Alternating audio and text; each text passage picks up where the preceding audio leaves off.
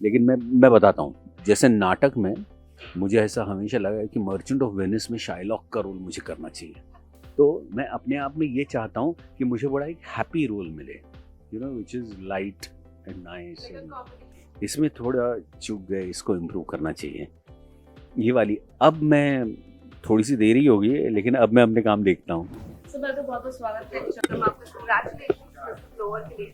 Thank you. शुरू करते हैं अगर आपके किरदार के बारे में, थोड़ा सा स्नीक पीक दे दीजिए कि क्या निभा रहे हैं और कैसा रहा आपका सफर। मैं डॉक्टर अश्विन भदौरिया मेरे कैरेक्टर का नाम है, और फैमिली मैन है, एडमिनिस्ट्रेटर हैं, डॉक्टर हैं पेशे से, और कॉलेज चलाते हैं, और कॉलेज के मालिक भी हैं जो फैमिली से है, लेकिन पेशेंट्स देखते हैं, बड़े रिस्पॉन्सिबल डॉक्टर हैं।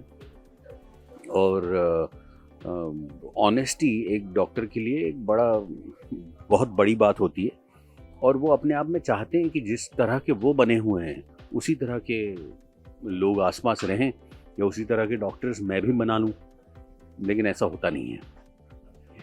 और जिस इंसिडेंट में, जैसे डॉक्टर संकेत उनके बेटे हैं जो विसल ब्लोअर हैं, और एक कंट्रोवर्सी में फंस जाते हैं, और किस तरह से उसका रिएक्शन उनके बिजनेस, सोशल सर्कल्स, घर, हर तरह का। तो एक ऑनेस्ट आदमी के लिए सिर्फ एक तरह की ज़िंदगी नहीं होती कि घर में ही मेरी ज़िंदगी है, उनके काम में भी उसका साया है, उनके सोशल सर्कल्स में भी उसका साया है, उनके पेशे में भी उसका साया है।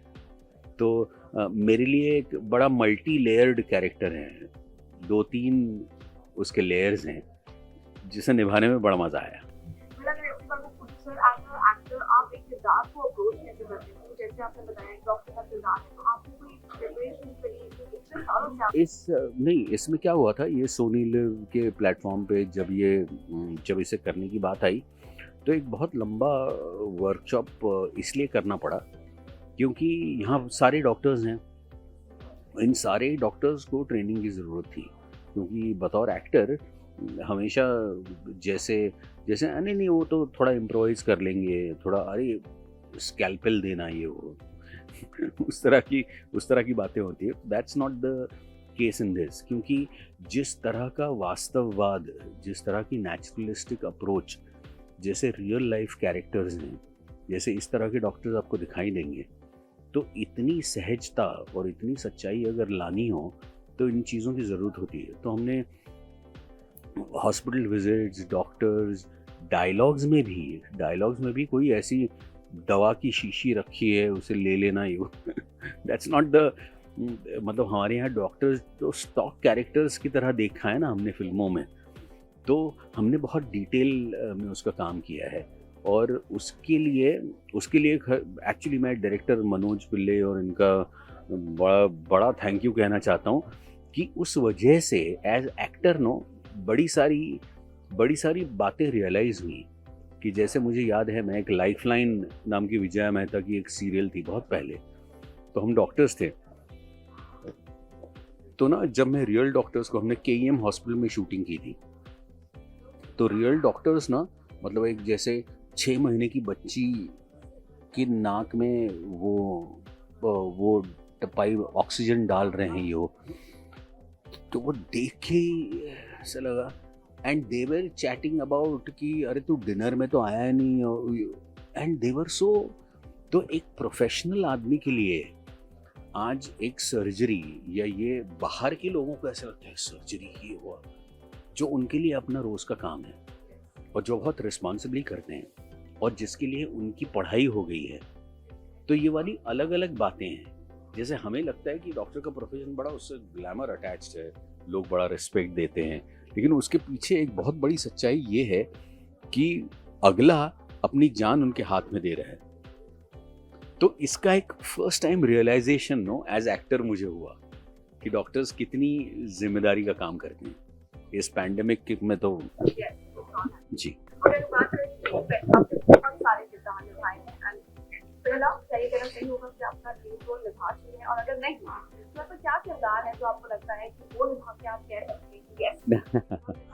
अरे देखो, ऐसी तो ना बड़ी लंबी लिस्ट है, लेकिन मैं बताता हूँ। जैसे नाटक में मुझे ऐसा हमेशा लगा है कि मर्चेंट ऑफ वेनिस में शाइलॉक का रोल मुझे करना चाहिए, बट उसके लिए मैं अभी थोड़ा और 10 साल के बाद शायद शक्ल वैसी, या फिर जैसे टेलीविज़न में मुझे हमेशा लगा है कि जैसे अच्छा कैरेक्टर, जैसे आज तक देखते आए हैं इतने बड़े बड़े रोल सबके, कि ऐसा एक इम्पैक्ट। अच्छा, मैंने सैलाब में बड़ा अच्छा काम कर लिया था, थोड़ा या थोड़ी की ज़रूरत में अच्छा काम कर लिया था, but for the new generation, no, for a newer television एक ऐसा रोल करने की इच्छा है जो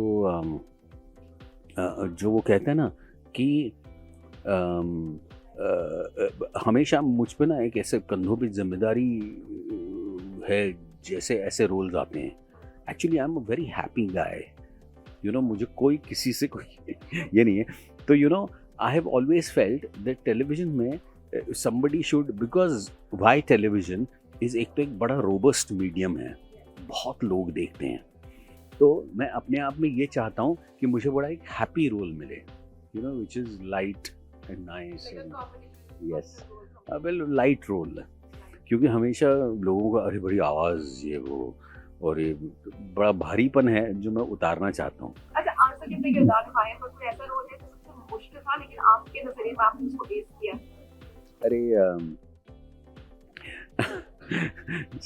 मतलब ऐसे ऐसे बहुत से रोल हैं, जैसे जैसे ना मुझे हमेशा ऐसा लगा है कि मेरी एक फिल्म है मराठी मुराम्बा, तो जिसमें ना एक फादर का कैरेक्टर है who is actually happy guy, ये वो, उसकी बेटी के साथ कुछ हो जाता है and then he becomes, then the whole role I actually felt that the incidents which has happened is बहुत भारी है, तो let's not play it that way. और वो बड़ा बखूबी निभ गया। नेटफ्लिक्स पे वो फिल्म है, अगर if you can, but you know I have always felt कि जो घटना है, जो घटा है, उसकी जो सीरियसनेस है वो हमेशा एक्टर की शक्ल पे आ जाती है। हर आदमी की क्राइसिस में फेस करने की एक अलग अलग एनर्जी होती है, तो मुझे ऐसा लगता है कि हम बड़े उस बहाव में बह जाते हैं अपना, कि घटना की बहाव में चलो, कैरेक्टर एक तरफ रह जाता है। तो मुझे हमेशा लगता है कि जैसे ये है डॉक्टर अश्विन का कैरेक्टर, जैसे विसल ब्लोअर में बहुत बड़ी घटना हुई है और इसने रियलाइज़ कर लिया है, लेकिन अपने आप में रिस्पॉन्सिबल भी है, लोग आके धमकियाँ भी दे रहे हैं, लेकिन धमकी भी जैसे धमकी मुझे दे दी तो मैं बिल्कुल डरा नहीं हूँ। और मैंने मनोज से ये कहा था कि मैं डरूंगा तो ऐसा लग जाएगा कि ये सबमिट कर दिए ये सारी थ्रेट को, हम तो ये नहीं चाहते कि डरे हैं, घर जाके शायद अकेला बैठकर सोचेंगे, लेकिन अब सामना सामना है तब तो सामना करेंगे। तो ये वाली जो वास्तवता है, उस वास्तवता को हमेशा रखना चाहिए, या उसकी गुंजाइश होनी चाहिए जो वेब में है। जैसे 9 एपिसोड, थोड़ा सा वक्त भी है कहानी बताने के लिए, थोड़ा सा टाइम भी है, लोग भी अपने साथ हैं, जैसे हम टीआरपी के और बॉक्स ऑफिस के मोहताज नहीं है तो वो बहुत बड़ी उपलब्धि है एक्चुअली। और इस मामले में आपने चाहूँगा सर, काफी सारे एक्टर्स जो बोलते हैं कि हम अपना काम देखना पसंद नहीं करते हैं बिकॉज हम थोड़े कॉन्शियस हो जाते हैं, आप एज एन एक्टर अपना काम देखते हैं, और अगर हाँ तो आपने आपके बड़ा क्रिटिक मानती है? जी हाँ, ये हमेशा होता है कि जब काम करते हैं तब समझ में आता है कि इसमें काम अच्छा हो रहा है या नहीं हो रहा है, हर एक्टर को पता चलता है। तो जिसमें ऐसा लगता है ना कि अच्छा नहीं हुआ है, उसे देखने का मन नहीं करता। लेकिन अब ये हो गया है कि मैं अब ये जान गया हूँ कि अगर अपने काम को इम्प्रूव करना है तो अपने आप को देखना ज़रूरी है, और अपने आप को भले ही क्रिटिक कभी कभी, अरे ये वाला शॉट मैंने अच्छा दिया, अरे इसमें तो मैं ठीक लग रहा हूँ, अच्छा लग रहा हूँ, इसमें थोड़ा चूक गए, इसको इम्प्रूव करना चाहिए, ये वाली। अब मैं थोड़ी सी देरी हो गई है, लेकिन अब मैं अपने काम देखता हूँ ऐसा काम है जो अपना पर्सनली आपको नहीं देखा, लेकिन it was appealing to you. I'm sure कोई ना कोई तो होगा। देखो, मेरा एक ना बहुत बड़ा, पता नहीं मुझे बोलना चाहिए नहीं बोलना चाहिए,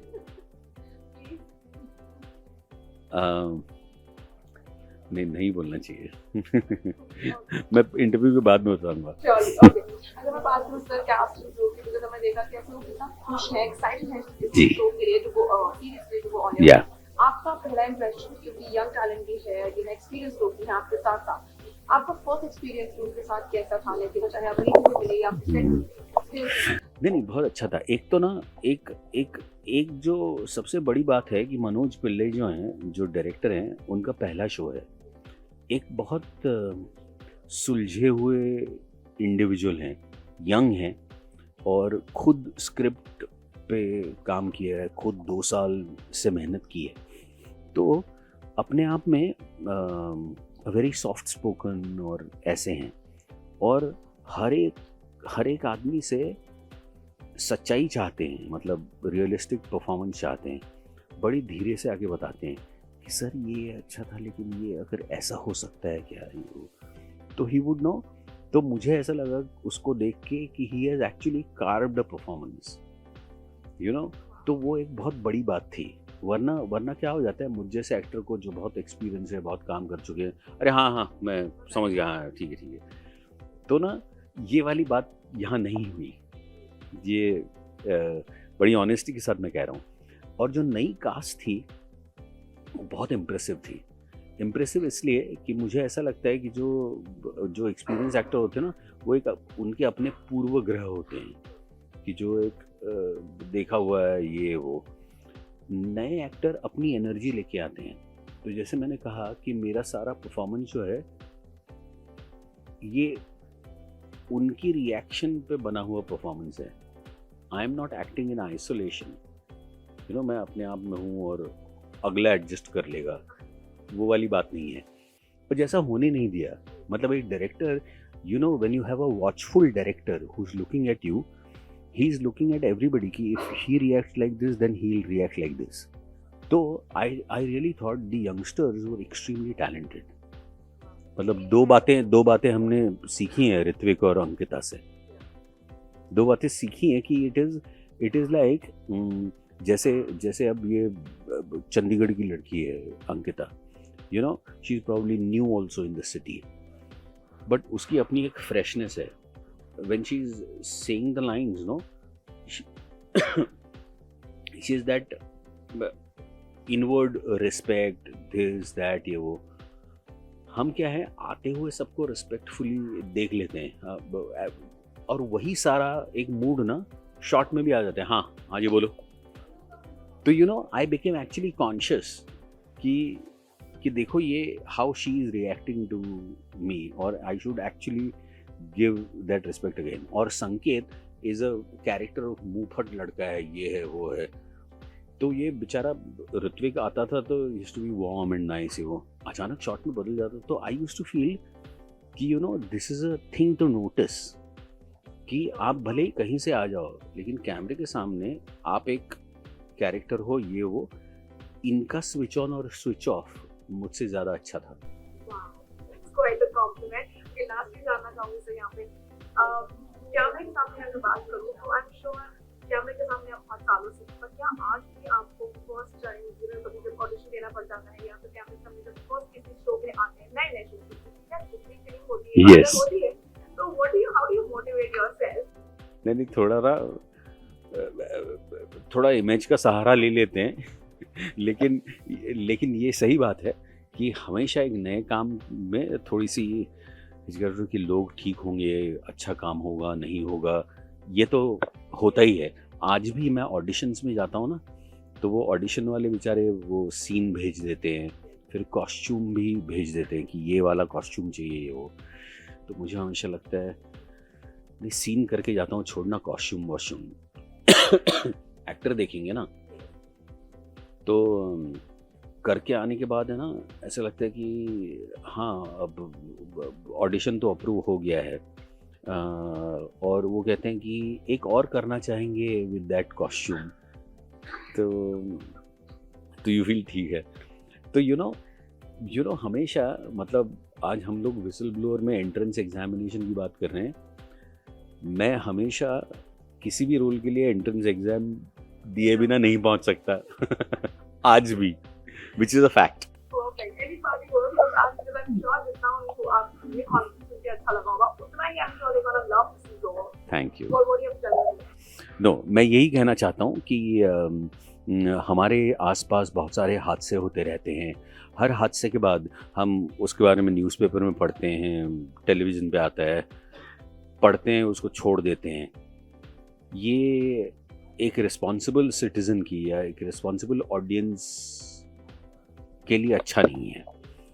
हमने विसल ब्लोअर ये शो बड़ी आत्मीयता से और बड़ी सीरियसली बनाया है और हम चाहते हैं कि आपके आसपास जो घटनाएं घट रही हैं उससे आप परे नहीं हट सकते, आप भी उसका एक पार्ट हैं। और अगर अपने आप को बदलना चाहते हैं तो विसल ब्लोअर ज़रूर देखिए, सोनी लिव 16 दिसंबर। अच्छा, पहला एपिसोड देख लीजिए, फिर आप 9 के बाद ही रुकेंगे। Hi, I am Sachin Khedekar and you watching me on टेलीचक्र।